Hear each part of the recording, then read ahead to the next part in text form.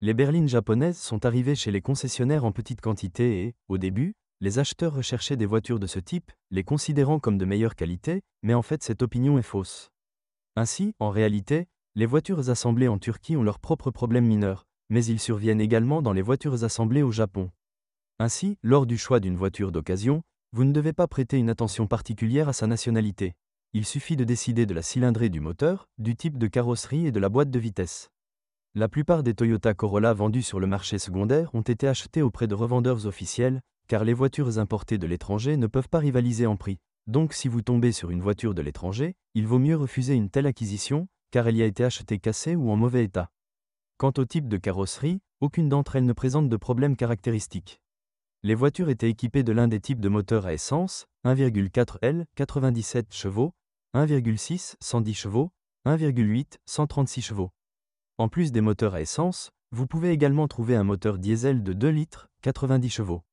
Comme l'a montré l'expérience d'exploitation, les moteurs de ce modèle se sont révélés assez fiables et durables et sont capables de parcourir plus de 200 000 km sans causer de problème aux propriétaires. Mais néanmoins, un tiers des propriétaires rencontrent des problèmes mineurs. Par exemple, au ralenti, les moteurs fonctionnent bruyamment et durement, cela ne les rend pas peu fiables en termes de caractéristiques de conduite, mais c'est simplement une telle caractéristique. Tous les groupes motopropulseurs sont équipés d'un entraînement par chaîne de distribution qui ne nécessite pas d'entretien particulier. Sur certains modèles, une usure rapide des cylindres de piston se produit, un signe de ce problème sera une fumée bleutée provenant du tuyau d'échappement ainsi qu'une consommation d'huile accrue. Jusqu'à 1 litre au 1000 km, réparer ce problème ne sera pas bon marché au mieux, vous devrez remplacer les pistons par des segments, au pire, tout le moteur.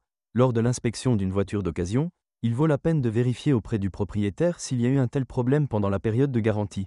Peut-être qu'il a déjà été résolu, mais sinon, vous devez adopter une approche très responsable pour diagnostiquer le moteur d'une telle voiture. La plupart des voitures Toyota Corolla de 9e génération ont déjà dépassé 100 000 km de kilométrage d'origine, de sorte que le problème mentionné ci-dessus a probablement été rencontré par le propriétaire précédent, ou la voiture ne l'avait pas et ne l'aura probablement pas. Avant 200 000 km, vous n'avez pas à vous soucier du remplacement de la chaîne de distribution, mais le tendeur devra être remplacé à un kilométrage de 90 à 100 000 km, et si la voiture a parcouru plus de 120 000 km, vous devez surveiller attentivement le niveau d'huile et le maintenir au niveau maximum. Quant aux boîtes de vitesse, non pas de préférence, en fonctionnement normal la transmission de la Toyota Corolla se déroule sans problème. Il suffit de l'entretenir à temps, en mécanique l'huile est changée tous les 40 000 km, et dans la transmission automatique tous les 80 000 km, l'embrayage dure plus de 100 000 km, le remplacement coûtera environ $150 américains. Une transmission automatique parcourt plus de 200 000 à 250 000 km.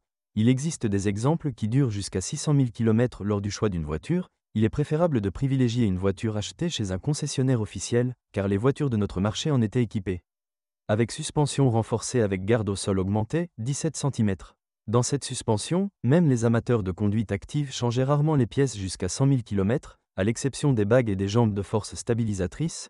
Les supports restent intacts même après le remplacement de l'amortisseur, les blocs silencieux des leviers et des rotules peuvent durer jusqu'à 150 000 km.